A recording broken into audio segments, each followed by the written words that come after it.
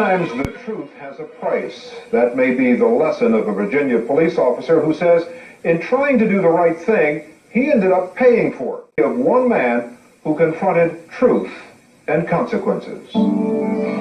This is the Truth and Consequences podcast with Doug Poppa.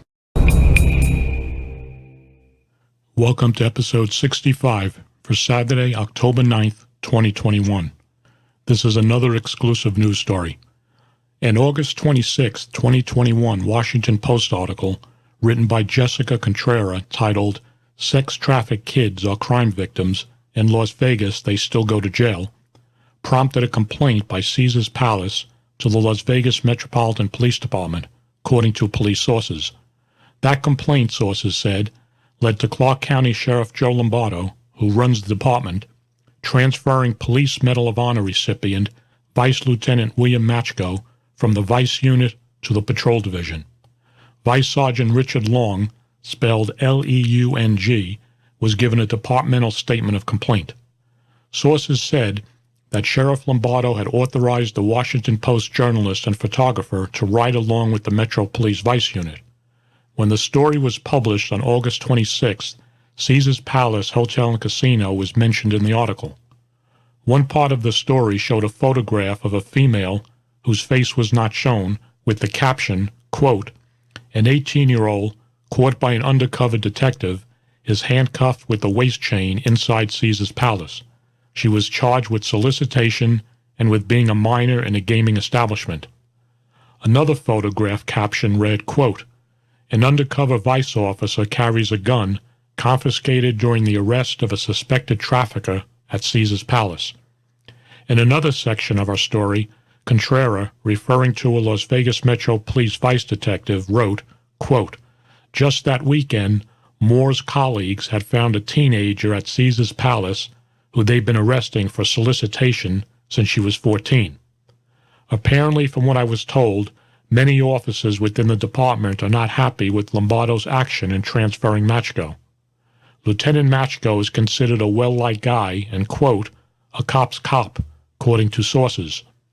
They say Lombardo was angered by Caesars Palace's complaint and hung Matchko out to dry because Lombardo doesn't want to lose support in his run for Nevada governor. Lieutenant Matchko got transferred because Caesars Entertainment got their feathers ruffled by the article, which led to Lombardo transferring Matchko. I was told Caesars was upset because the article portrayed the property as a hangout for pimps and prostitutes. My comment on that is, obviously the arrest at Caesars Palace, as quoted in the Washington Post article, did indeed happen. There was nothing false about the story. It's just another instance of a Las Vegas casino property protecting its public image. In fact, there isn't a property on the Las Vegas Strip that doesn't have pimps and prostitutes frequenting their establishments. When it gets too hot at one property, the pimps move on with their prostitutes to another casino. Like I stated earlier, the Vice Unit was told that the Washington Post would be doing a ride-along with them and that it was authorized by the office of the sheriff. Sources said Lieutenant Matchko came in on his day off just to talk to the vice detectives and make sure everything was going to run smoothly. Matchko asked if anybody had any questions or concerns. He came in on his own time just to make sure everything would run okay, I was told. Then he went back home. Other than that, Matchko had nothing to do with it. Matchko wasn't even mentioned in the Washington Post article. Vice Sergeant Richard Long was mentioned in the article, and his picture did appear in the story. Long got written up because he allowed the Washington Post reporter to go inside Caesars Palace, even though it was approved by Lombardo for the Washington Post journalists to ride along with the Vice Unit as they did their job. Sergeant Long is still assigned to the Vice section. Now my closing comments. I will have the link to the excellent Washington Post article that I referred to in this episode in the comment section. I suggest you read the entire article as it exposed the underbelly of Las Vegas. By all accounts, a good cop, Lieutenant William Matchko, was sacrificed by Sheriff Joe Lombardo. For what? Because pimps and prostitutes were working in Caesars Palace and the vice detectives were doing their job? Lombardo, once again, he did not want his actions to be made public, and once again, I exposed them. My question to Lombardo is, why don't you comment on this, or in the least have your public relations office make a comment on anything I have exposed to date? Better yet, Lombardo, why don't you agree to an interview with me? What are you afraid of? I've been asking you for years. Listen up, folks. The sheriff of Clark County, Nevada, Joe Lombardo, can get away with cover-ups, withholding information from the public, omitting facts and/or lie outright to the media, and get away with it. In the instant case here, the transfer of Vice Lieutenant William Machko, who served as a lieutenant in the Gang Vice Bureau, where he oversaw the Child Exploitation Task Force and the Southern Nevada Human Trafficking Task Force, was transferred to the Patrol Division.